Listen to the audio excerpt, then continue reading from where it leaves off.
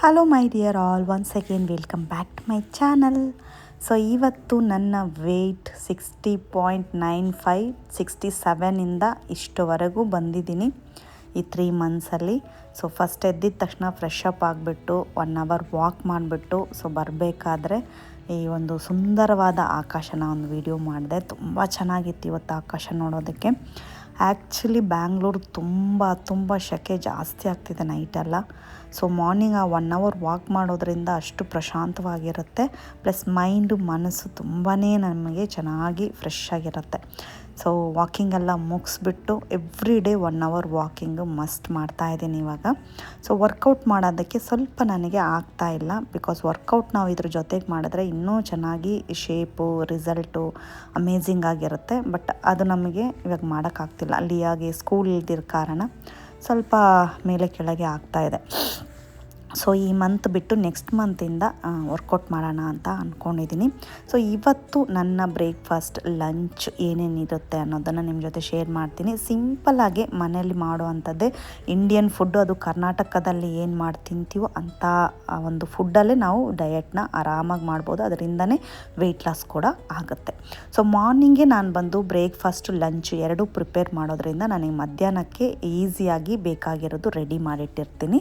ತಿನ್ನೋದಕ್ಕೂ ನನಗೆ ಈಸಿ ಅನಿಸುತ್ತೆ. ಇವಾಗ ಕೆಲವು ತರಕಾರಿಗಳನ್ನ ಹಾಕಿ ತರಕಾರಿ ಸಾಂಬಾರು ಮಾಡ್ತಾಯಿದ್ದೀನಿ. ಅದಕ್ಕೆ ನಾನಿಲ್ಲಿ ಬಳಸಿರೋ ತರಕಾರಿಗಳು ಸ್ವಲ್ಪ ನುಗ್ಗೆಕಾಯಿ ತೊಗೊಂಡಿದ್ದೀನಿ. ನುಗ್ಗೆಕಾಯಿ ಎಷ್ಟು ಸೇರಿಸ್ಕೊತಿರೋ ಅಷ್ಟು ಒಳ್ಳೆಯದು. ಪ್ಲಸ್ ಬ್ರಿಂಜಾಲು, ಆಮೇಲೆ ಸ್ವಲ್ಪ ಮುಳ್ಳಂಗಿ ಹಾಕ್ಕೊಂಡಿದ್ದೀನಿ. ಮುಳ್ಳಂಗಿನೂ ಅಷ್ಟೇ ತುಂಬ ವೆಯ್ಟ್ ಲಾಸಿಗೆ ಒಳ್ಳೆಯದು. ರೈಸ್ ಮಾಡ್ತಾಯಿದ್ದೀನಿ. ರೈಸ್ ಬಂದು ಮಧ್ಯಾಹ್ನಕ್ಕೆ ಸ್ವಲ್ಪ ನಾನು ಸಮ್ಟೈಮ್ಸ್ ಒಂದು ಚಿಕ್ಕದು 50 ಗ್ರಾಮ್ಸ್ರಿಂದ 60 ಗ್ರಾಮ್ಸ್ ರೈಸ್ ತಿಂತೀನಿ. ಇಲ್ಲಾಂದರೆ ರೈಸು ಕೆಲವು ಟೈಮಲ್ಲಿ ಇರಲ್ಲ. ಸೊ ಬರೀ ಚಪಾತಿ, ಇಡ್ಲಿ, ದೋಸೆ, ರಾಗಿ ಐಟಮ್ಸೇ ತಿಂದ್ಬಿಡ್ತೀನಿ. ಸೊ ಮತ್ತು ಮೇಯ್ನ್ ಪ್ರೋಟೀನ್ ನಮಗೆ ಬೇಕಾಗಿರೋದು ಎಗ್ ಅಂತೂ ಬೇಯಿಸಿಟ್ಕೊತೀನಿ. ಮಾರ್ನಿಂಗೆ ನಾನು ಮಧ್ಯಾಹ್ನಕ್ಕೂ ಸೇರಿಸಿ ಮಾಡೋದ್ರಿಂದ ನನಗೆ ಮಧ್ಯಾಹ್ನದ್ದು ಟೆನ್ಷನ್ ಇರಲ್ಲ. ಯಾವುದನ್ನು ಹೊಟ್ಟೆ ಹಸಿವಾಯ್ತು ಅಂತ ತಿನ್ನಲ್ಲ ನಾನು. ಹೊಟ್ಟೆ ಹಸಿ ಆದರೆ ನನಗೆ ಏನು ಮಾಡಿಟ್ಟಿದ್ದೀನೋ ನನ್ನ ಒಂದು ವೆಯ್ಟ್ ಲಾಸ್ ಫುಡ್ ಆಗಲಿ, ನನ್ನ ಡಯಟ್ ಫುಡ್ ಆಗಲಿ, ಅದನ್ನೇ ಫಸ್ಟು ತಿಂತೀನಿ. ಸೊ ತರಕಾರಿ ಸಾಂಬಾರಿಗೆ ಒಂದು ಸ್ವಲ್ಪ ಜಿಂಜರಿ ಆಯಿಲ್ ಹಾಕ್ಕೊಂಡಿದ್ದೀನಿ. ಅದಕ್ಕೆ ಸಾಂಬಾರದ್ದು ಆನಿಯನ್ ಹಾಕ್ಬಿಟ್ಟು ಸ್ವಲ್ಪ ಟೊಮೊಟೊ ಹಾಕಿ ಅದನ್ನು ಚೆನ್ನಾಗಿ ನಾನು ಫ್ರೈ ಮಾಡಿಕೊಂಡು ಸ್ವಲ್ಪ ಅರಿಶಿನ ಹಾಕಿ ಚೆನ್ನಾಗಿ ಸ್ಮ್ಯಾಶ್ ಆಗಬೇಕು. ಅಷ್ಟೋ ತನಕ ಚೆನ್ನಾಗಿ ಮಾಡಿಬಿಟ್ಟು ಸ್ವಲ್ಪ ತರಕಾರಿಗಳನ್ನ ಹಾಕಿ ಉಪ್ಪು ಹಾಕಿಬಿಟ್ಟು ಚೆನ್ನಾಗಿ ಬೇಯಿಸ್ತೀರಿ. ಮತ್ತು ನೆನ್ನೆನೇ ನಾನು ರೆಡಿ ಮಾಡ್ಕೊಂಡಿದ್ದೆ, ಎಲ್ಲ ರೆಡಿ ಮಾಡಿಟ್ಟಿರೋ ಅಂಥ ಬೆಂಡೆಕಾಯಿನ ಇವತ್ತು ಪಲ್ಯ ಮಾಡ್ತಿದ್ದೀನಿ ಸೈಡಿಗೆ.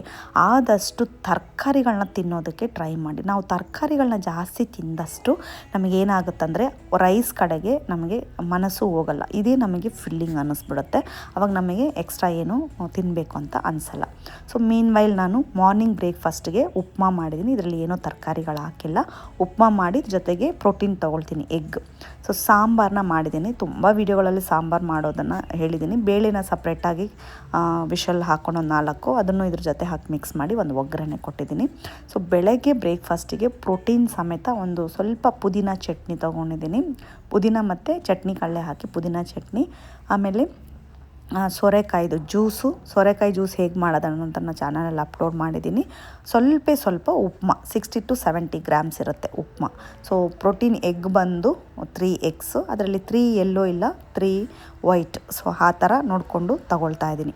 ಸೊ ಮಧ್ಯಾಹ್ನ ಲಂಚಿಗೆ ತರಕಾರಿ ಸಾಂಬಾರು, ಸ್ವಲ್ಪ ರೈಸು, ಬೆಂಡೆಕಾಯಿ, ಸಲಾಡು, ಎಗ್ಗು, ಪ್ರೋಟೀನು ಅಂದರೆ ಪೀನಟ್ಸ್ ಕೊಟ್ಟಿದ್ದೀನಿ, ಒಂದು ಬನಾನ. ಸೊ ನಂದು ಏನಾಗಿರುತ್ತೆ ಅಂದರೆ ಮಧ್ಯಾಹ್ನ ಲಂಚು ಲೈಟಾಗೇ ಇರುತ್ತೆ. ರೈಸ್ ತಿನ್ನಲ್ಲ ನಾನು. ಆ ಸಾಂಬಾರಲ್ಲಿರೋಷ್ಟು ತರಕಾರಿನೂ ತಿಂದ್ಬಿಡ್ತೀನಿ. ಈ ಕುಕ್ಕುಂಬರು ಮತ್ತು ಕ್ಯಾರೆಟು ತಿಂತೀನಿ. ಪ್ಲಸ್ ಬೆಂಡೆಕಾಯಿದು ಮಿಕ್ಕಿರೋ ಎಲ್ಲ ಬೆಂಡೆಕಾಯಿನೂ ತಿಂತೀನಿ. 2 ಎಗ್ ತಿಂತೀನಿ. ಇದು ನನ್ನ ಮಧ್ಯಾಹ್ನ ಲಂಚು. ಸೊ ಅದಕ್ಕಿಂತ ಮುಂಚೆ ನಾನು ಎಲ್ಲ ಮುಗಿಸ್ಕೊಂಡು ನನ್ನ ಫ್ರೆಂಡ್ ಇನ್ವೈಟ್ ಮಾಡೋದ್ಲಂತ ಅವ್ರ ಮನೆಗೆ ಹೋದ್ವಿ. ನನಗೆ ಮಾರ್ನಿಂಗ್ ಸ್ನ್ಯಾಕ್ಸ್ ಅಂದರೆ ಮಿಡ್ ಸ್ನ್ಯಾಕ್ಸ್ ಬಂದು ಈ ಪುರಿಗಳೇ ಆಗೋಯ್ತು. ಇದನ್ನು ಅವಳು ಮಿಕ್ಸ್ ಮಾಡಿ ಇಟ್ಟಿದ್ಲೆಲ್ಲ ರೆಡಿಯಾಗಿ. ಸ್ವಲ್ಪ ಬ್ಲ್ಯಾಕ್ ಕಾಫಿ ತೊಗೊಳ್ತೀನಿ. ಸೊ ಬ್ಲ್ಯಾಕ್ ಕಾಫಿ ಕುಡಿದ್ರೆ ಏನೂ ಪ್ರಾಬ್ಲಮ್ ಇಲ್ಲ. ಶುಗರ್ ತುಂಬ ಕಮ್ಮಿ ಆಗೋ ಅಥವಾ ಶುಗರ್ ಇಲ್ಲದೇನೂ ನೀವು ಕುಡಿಬೋದು. ಬ್ಲ್ಯಾಕ್ ಕಾಫಿ ಕುಡಿದಷ್ಟು ಆ್ಯಕ್ಟಿವ್ ಆಗಿರುತ್ತೆ ಮೈಂಡು. ಸೊ ಹಾಗಾಗಿ ಸ್ವಲ್ಪ ಹಾಗೆ ಫ್ರೆಂಡ್ಸ್ ಜೊತೆನೂ ಟೈಮ್ ಸ್ಪೆಂಡ್ ಮಾಡ್ತಾ ಇದ್ದಾಗ ನಮಗೆ ಹಸಿವು ಅನ್ನೋದೇ ಬರಲ್ಲ. ಆ್ಯಕ್ಚುಲಿ ಇವಾಗ ಎಲ್ಲಿ ನಮ್ಮ ಫ್ರೆಂಡ್ ಗ್ಯಾಂಗಲ್ಲಿ ಯಾರ ಮನೆಗೆ ಹೋದ್ರೂ ನಮಗೆ ಬೇಕಾಗಿರೋಂಥ ವೆಯ್ಟ್ ಲಾಸ್ದು ಫುಡ್ಡೇ ಇರುತ್ತೆ. ಬಿಕಾಸ್ ಎಲ್ಲರಿಗೂ ನಾನು ಹಾಗೆ ಟೋನ್ ಮಾಡಿಟ್ಟಿದ್ದೀನಿ. ಸೊ ಸ್ವಲ್ಪ ದಿನ ಒಂದು 3 ಮಂತ್ಸ್ ವೆಯ್ಟ್ ಲಾಸ್ ಮಾಡೋಣ ಅಂತ. ಹಾಗಾಗಿ ಆಲ್ಮೋಸ್ಟ್ ಯಾರ ಮನೆಗೆ ಹೋದ್ರೂ ಜ್ಯೂಸ್ ಇರುತ್ತೆ, ಇಲ್ಲ ಈ ಪುರಿ ಇರುತ್ತೆ. ನನ್ನ ಮನೇಲೂ ಅದೇ ಇರುತ್ತೆ. ಸೊ ಬ್ಲ್ಯಾಕ್ ಕಾಫಿಗೆ ಅವಳು ರೆಡಿ ಮಾಡಿದ್ದಾಳೆ. ಬ್ಲ್ಯಾಕ್ ಕಾಫಿಗೆ ಒಳ್ಳೆ ಒಂದು ಫಿಲ್ಟರ್ ಕಾಫಿ ಹಾಕಿ ಕೊಡ್ತಾ ಇದ್ದಾಳೆ. ಸೊ ಇದು ತುಂಬಾ ಟೇಸ್ಟಿಯಾಗಿರುತ್ತೆ. ಒಂದು ಅಮೇಝಿಂಗ್ ಆಗಿರುವಂಥ ಒಂದು ಗ್ಲಾಸ್. ಇದು ನೋಡಿ ನಿಲ್ಲೋದೇ ಇಲ್ಲ, ರೌಂಡಿಂಗ್ ಆಗ್ತಾ ಇರುತ್ತೆ. ಆ ಗ್ಲಾಸ್ ನೋಡಿ ಖುಷಿ ಆಯ್ತು ನನಗೆ. ಸೊ ಜಸ್ಟ್ ಏನೂ ಇಲ್ಲ, ಸ್ವಲ್ಪ ಡಿಕಾಕ್ಷನ್ ತೊಗೊಂಡು ಸ್ವಲ್ಪ ಜಾಸ್ತಿ ನೀರು ಹಾಕ್ಕೊಳ್ತಾ ಇದ್ದೀನಿ. ಸೊ ಸ್ವಲ್ಪ ನೀರು ಈ ಥರ ಕುದಿಬೇಕು. ಡಿಕಾಕ್ಷನ್ ಆಲ್ರೆಡಿ ರೆಡಿ ಆಗಿದೆ. ಚೂರು ಸಕ್ಕರೆಗಳನ್ನ, ಸೊ ಇದು ಬೆಲ್ಲದ ರೀತಿದ್ದು ಸಕ್ಕರೆ, ಸೊ ಇದನ್ನು ಚೂರು ಹಾಕ್ಕೊಂಡು ಬ್ಲ್ಯಾಕ್ ಕಾಫಿ ಹಾಕ್ಕೊಳ್ತಾ ಇದ್ದೀನಿ. ಸೊ ಇದನ್ನು ಇಟ್ಕೊಂಡು ಮಧ್ಯಾಹ್ನ ಸ್ವಲ್ಪ ನಮ್ಮ ಮೈಂಡ್ ರಿಲ್ಯಾಕ್ಸ್ ಆಗೋದಕ್ಕೆ ಪೀಸ್ಫುಲ್ಲಾಗಿ ಫ್ರೆಂಡ್ಸ್ ಜೊತೆ ಟೈಮ್ ಸ್ಪೆಂಡ್ ಮಾಡ್ತಿದ್ದೀನಿ. ಸೊ ಎಲ್ಲರೂ ಕೇಳ್ತಾ ಇರ್ತೀರ, ಫ್ರೆಂಡ್ಸ್ ಎಲ್ಲ ಎಲ್ಲಿದ್ದಾರೆ, ಸೊ ಫ್ರೆಂಡ್ಸ್ ಎಲ್ಲ ಯಾವ ರೀತಿ ನಿಮಗೆ ಫ್ರೆಂಡ್ಸು ಅಂತ. ಫ್ರೆಂಡ್ಸ್ ಎಲ್ಲ ನಮ್ಮ ಅಪಾರ್ಟ್ಮೆಂಟಲ್ಲೇ ಇರೋದು. ನಾವೆಲ್ಲ ಒಟ್ಟಿಗೆ ಒಂದೇ ಕಡೆ ಡ್ಯಾನ್ಸ್ ಕ್ಲಾಸ್ ಹೋಗ್ತೀವಿ, ಅಂದರೆ ಕಥಕ್ ಕಲಿತಾ ಇದ್ದೀವಿ. ಸೊ ಹಾಗಾಗಿ ನಮ್ಮದೆಲ್ಲ ಇವಾಗ ಒಂದು ಗ್ರೂಪ್ ಇದೆ. ಸೊ ಆವಾಗ ನಮಗೆ ಕಥಕ್ ಕ್ಲಾಸ್ ಮುಗಿಸಿ ಬಂದಿದ್ದ ತಕ್ಷಣ ನಮಗೆ ಆ ಟೈಮ್ ಇರುತ್ತೆ. ಆ ಟೈಮ್ ಒಂದು 1 ಅವರ್ ನಾವು ನಮಗಂತ ಇಟ್ಕೊತೀವಿ. ವೀಕಲ್ಲಿ 2 ಡೇಸ್ ಅಷ್ಟೇ ನಾವು ಒಟ್ಟಿಗಿರೋದು. ಬೇರೆ ದಿನಗಳೆಲ್ಲ ಅಷ್ಟೇನು ಸೇರೋಕ್ಕೆ ಹೋಗೋಲ್ಲ, ಅವ್ರವ್ರ ಮನೆ ಕೆಲಸಗಳು ಅವ್ರದ್ದೇ ಆಗುತ್ತೆ. ಬಟ್ ವೀಕಲ್ಲಿ ಕಡ್ಡಾಯವಾಗಿ ಒಂದು 2 ಡೇಸ್ ಆದರೂ ನಾವು ಮೀಟ್ ಆಗೇ ಆಗ್ತೀವಿ. ಅದು ಯಾರ್ದಾದ್ರೂ ಒಂದು ಮನೇಲಿ, ಒಬ್ಬರು ಇವತ್ತು ನಮ್ಮ ಮನೇಲಿ ಅಂದರೆ ಇನ್ನೊಂದು ದಿನ ಇನ್ನೊಬ್ಬರ ಮನೇಲಿ. ಸೊ ಮಿಡ್ ಸ್ನ್ಯಾಕ್ಸ್ ನನಗೆ ಇದೇ ಆಯಿತು. ಸಮ್ಟೈಮ್ಸ್ ಈ ರೀತಿ ವೀಕಲ್ಲಿ ಒಂದು 3 ಡೇಸ್ ಆದರೂ ಬ್ಲ್ಯಾಕ್ ಕಾಫಿಗೆ ಸ್ವಲ್ಪ ಶುಗರ್ ಹಾಕಿ ಕುಡಿತೀನಿ. ಸೊ ಬರೀ ಬ್ಲ್ಯಾಕ್ ಕಾಫಿನೂ ಸಮ್ಟೈಮ್ಸ್ ಕುಡಿತೀನಿ. ಬಿಕಾಸ್ ಶುಗರ್ ಹಾಕಿ ಸ್ವಲ್ಪ ಬ್ಲ್ಯಾಕ್ ಕಾಫಿ ಕುಡಿದ್ರೆ ನನಗೆ ಸ್ವಲ್ಪ ಮನಸ್ಸು ಸಮಾಧಾನ. ಸೊ ಹಾಗಾಗಿ ಆಲ್ಮೋಸ್ಟ್ ಸ್ವಲ್ಪ ಡಯಟು ನಾನು ಸ್ವಲ್ಪ ಸ್ಟ್ರಿಕ್ಟಾಗೇ ಮಾಡ್ತಾಯಿದ್ದೀನಿ.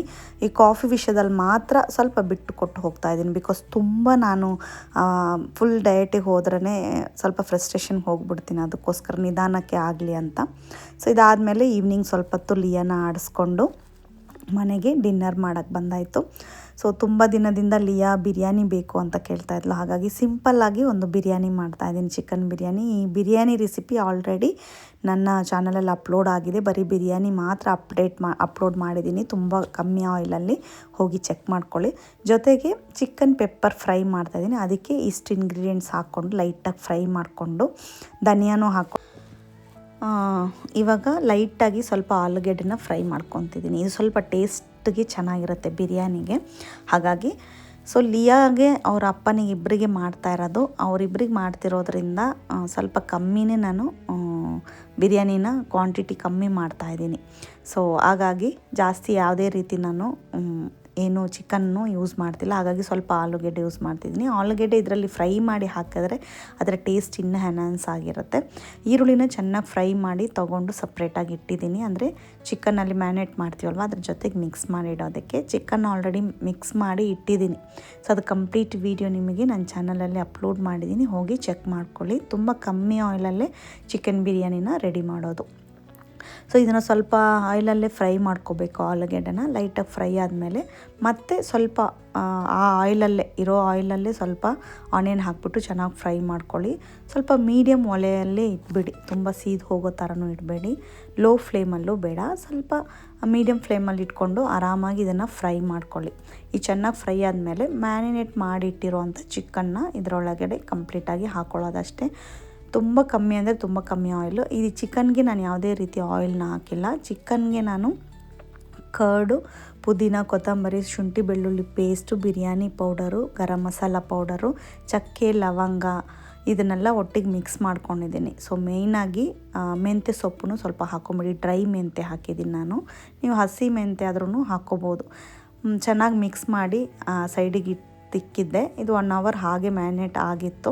ಸೊ ಅದನ್ನು ಹಾಗೆ ನಾವು ಆನಿಯನ್ನ ಫ್ರೈ ಮಾಡಿದ್ವಲ್ಲ ಅದರಲ್ಲಿ ಚಿಕನ್ನಲ್ಲಿ ಅದನ್ನು ಅದ್ರ ಜೊತೆಗೆ ಹಾಕಿದ್ದೀನಿ. ಚಿಕನಲ್ಲಿ ಮಿಕ್ಸ್ ಮಾಡಿಟ್ಟಿದ್ದೀನಿ. ಅದು ಸ್ವಲ್ಪ ಚೆನ್ನಾಗಿರೋ ಅಂದರೆ ಸ್ವಲ್ಪ ಒಂದು 80% ಫ್ರೈ ಆಗಿರಬೇಕು ಆನಿಯನ್ನು. ಅದನ್ನು ತೆಗೆದು ಮತ್ತೆ ಆ ಚಿಕನಲ್ಲಿ ಹಾಕಿ ಮ್ಯಾರಿನೇಟ್ ಮಾಡಿಟ್ಟರೆ ಟೇಸ್ಟು ತುಂಬ ಚೆನ್ನಾಗಿರುತ್ತೆ. ನಾನು ಬರೀ ನಾರ್ಮಲ್ ರೈಸಲ್ಲೇ ಬಿರಿಯಾನಿ ಮಾಡ್ತಾ ಇರೋದು. ಸೊ ಮನೆಗೇನು ರೈಸ್ ಬಡಿಸ್ತೀವಲ್ವ ಅದರಲ್ಲೇ, ಅದಕ್ಕೂ ಅಷ್ಟೇ ಸಪ್ರೇಟಾಗಿ ಬೇಯಿಸಿ ಒಂದು 80% ಬೇಯಿಸಿದ್ದೀನಿ. ಅದನ್ನು ಸ್ಟೈನ್ ಮಾಡಿಟ್ಟಿದ್ದೀನಿ. ಜಸ್ಟ್ ದಮ್ ಹಾಕೋದಷ್ಟೇ. ಜಾಸ್ತಿ ಯಾವುದೇ ರೀತಿ ಆಯಿಲ್ನ ನಾನಿಲ್ಲಿ ಯೂಸ್ ಮಾಡಿಲ್ಲ. ಇರೋ ಅಂತ 2 ಸ್ಪೂನ್ ಹಾಕಿದ್ದೀನಿ. ಆ 2 ಸ್ಪೂನ್ ಆಯಿಲಲ್ಲೇ ಬಿರಿಯಾನಿ.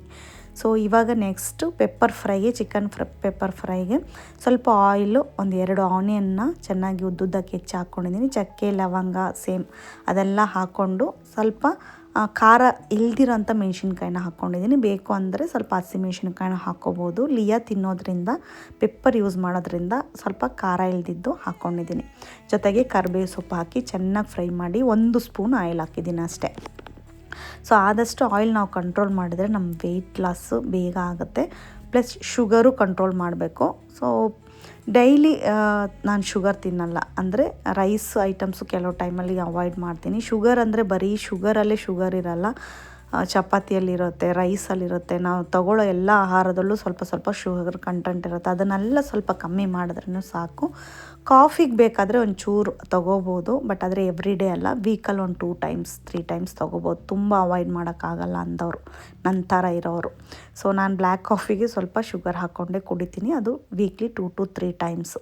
ಸೊ ಇದನ್ನು ಚೆನ್ನಾಗಿ ಫ್ರೈ ಆದಮೇಲೆ ನಾವು ಸಪ್ರೇಟಾಗಿ ಮಸಾಲೆ ಒಂದು ರೆಡಿ ಮಾಡೋದಕ್ಕೆ ಹಾಕಿದ್ವಲ್ವ ಫ್ರೈ ಆಗೋಕ್ಕೆ, ಅದನ್ನು ನಾನು ಮಿಕ್ಸಿ ಜಾರ್ಗೆ ಹಾಕಿ ತೆಗೆದಿಟ್ಕೊಂಡಿದ್ದೀನಿ. ಸೊ ಇವಾಗ ದಮ್ಮಿಗೂ ರೆಡಿ ಮಾಡಾಯಿತು. ಚಿಕನ್ನ ಅದರಲ್ಲಿ ಹಾಕಿಬಿಟ್ಟು, ಈರುಳ್ಳಿ ಫ್ರೈ ಆಗಿತ್ತಲ್ಲ ಅದರಲ್ಲಿ ಹಾಕಿಬಿಟ್ಟಿದ್ದೀನಿ. ಸೊ ಅದರಲ್ಲಿ ನಾವು ಒಂದು ಟೊಮೊಟೊನೂ ಹೆಚ್ಚಿ ಹಾಕ್ಕೊಳ್ಳಿ ಮ್ಯಾರಿನೇಟ್ ಮಾಡೋದು. ಇದು ಕಂಪ್ಲೀಟ್ ವೀಡಿಯೋ ಬೇಕು ಅಂದರೆ ಚೆಕ್ ಮಾಡ್ಕೊಳ್ಳಿ ಹೋಗಿ ಚಾನಲಲ್ಲಿ. ಸೊ ಬಿರಿಯಾನಿ ಸೂಪರಾಗಿ ರೆಡಿ ಆಯಿತು. ಚಿಕನ್ ಪೆಪ್ಪರ್ ಫ್ರೈಯು ಅಷ್ಟೇ. ಚಿಕನ್ನ ಈರುಳ್ಳಿ ಬೆಂದಮೇಲೆ ಚಿಕನ್ ಹಾಕಿ ಚೆನ್ನಾಗಿ ಫ್ರೈ ಮಾಡಿ ಅದು ವಾಟ್ರೆಲ್ಲ ಹೋದ್ಮೇಲೆ ನಮ್ಮ ಹತ್ರ ಇರೋ ಮಸಾಲಾನ ಹಾಕಿಬಿಟ್ಟು ಸ್ವಲ್ಪ ನೀರು ಹಾಕಿ ಚೆನ್ನಾಗಿ ಬೇಯಕ್ಕೆ ಬಿಟ್ಬಿಡಿ. ಮೀಡಿಯಮ್ ಒಲೆ ಉರಿಯಲ್ಲಿ ಚೆನ್ನಾಗಿ ಬೇಯಬೇಕು. ಸೊ ಮೀಡಿಯಮ್ ಒಲೆ ಉರಿಯಲ್ಲಿ ನೀವು ಬೇಯಿಸಿದಾಗ ಮಸಾಲೆಗಳೆಲ್ಲ ಚೆನ್ನಾಗಿ ಹಿಡಿದು ಸೂಪರಾಗಿರುತ್ತೆ. ಕೊನೆಯಲ್ಲಿ ಸ್ವಲ್ಪ ಏನಾದರೂ ಇದು ಪುದೀನ ಮತ್ತು ಕೊತ್ತಂಬರಿ ಸೊಪ್ಪು ಹಾಕಿ ರೆಡಿ ಮಾಡಿ. ಸೂಪರಾಗಿ ಚಿಕನ್ ಬಿರಿಯಾನಿ ರೆಡಿಯಾಗಿದೆ. ದಮ್ ಬಿರಿಯಾನಿ ಇದು, ಬಟ್ ನಾನು ಮಿಕ್ಸ್ ಮಾಡಿದ್ದೀನಿ. ಸೂಪರ್ ಟೇಸ್ಟಾಗಿರುತ್ತೆ, ಸಿಂಪಲ್ಲಾಗಿರುತ್ತೆ, ಲೋ ಆಯಿಲ್, ಬಟ್ ಟೇಸ್ಟ್ ಅಂತೂ ಸೂಪರಾಗಿರುತ್ತೆ ಪೆಪ್ಪರ್ ಫ್ರೈನು. ಸೊ ಇದು ಅವ್ರ ಅಪ್ಪನಿಗೂ ಲಿಯಾಗೂ ರೆಡಿ ಮಾಡಿದೆ. ನನಗೆ ಬರೀ ಚಿಕನ್ ಮಾತ್ರ ತೊಗೊಂಡಿದ್ದೀನಿ ನೈಟ್ ಡಿನ್ನರ್ ಮಾಡಿ ಆದಮೇಲೆ ನಾನು ಒಂದು 2 hours ಹಾಗೆ ಕೆಲಸಗಳಾದ ಇದು ಏನಾದರೂ ವಾಕಿಂಗ್ ಮಾತಾಡೋದೆಲ್ಲ ಮಾಡಿಬಿಟ್ಟು ಹೋಗಿ ಮಲಗ್ತೀನಿ. ಸೊ ಇವತ್ತಿನ ನನ್ನ ಡಯಟ್ ಪ್ಲ್ಯಾನ್ ಇಷ್ಟೇ. ಸೊ ಖಂಡಿತ ನೀವು ಫಾಲೋ ಮಾಡಿ. ಈ ರೀತಿ ವೀಡಿಯೋಸ್ಗೆ ನನ್ನನ್ನು ಫಾಲೋ ಮಾಡಿ, ಸಬ್ಸ್ಕ್ರೈಬ್ ಮಾಡಿ, ಸಪೋರ್ಟ್ ಮಾಡಿ. Thank you for watching. Bye bye, take care. ಒಳ್ಳೆ ಆಹಾರ ತಿನ್ನಿ, ಆರೋಗ್ಯವಾಗಿರಿ.